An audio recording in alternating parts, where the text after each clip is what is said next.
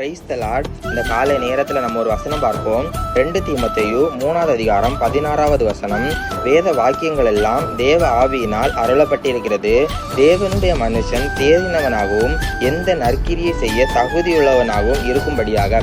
Praise the Lord. இங்க பாருங்க, நம்ம கையில இருக்கிற பைபிள் எந்த மனிதர்களுடைய ஞானத்தினாலும் அறிவினாலும் எழுதப்பட்டது கிடையாது.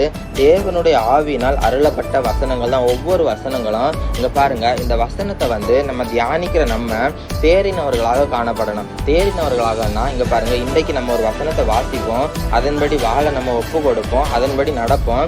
ஆனா நாளைக்கு வாசிக்கிற வசனத்துல நம்ம ஒப்பு கொடுப்போம், ஆனா வாழறதற்கு நம்ம மறந்துடுவோம், இல்லைன்னா முடியாமல் ஆயிரும். அதன்படி இருக்காதபடி ஒவ்வொரு நாளும் தேறினவர்களாக காணப்படணும். வாசிக்கிறதுலையும் சரி, அதன்படி நடக்கிறதுலையும் சரி, தேறினவர்களாக நம்ம காணப்படணும். அது மாத்திரம் இல்லாம நற்கிரியை செய்ய தகுதியுள்ளவர்களாக இருக்கும். நற்கிரியை செய்ய தகுதியுள்ள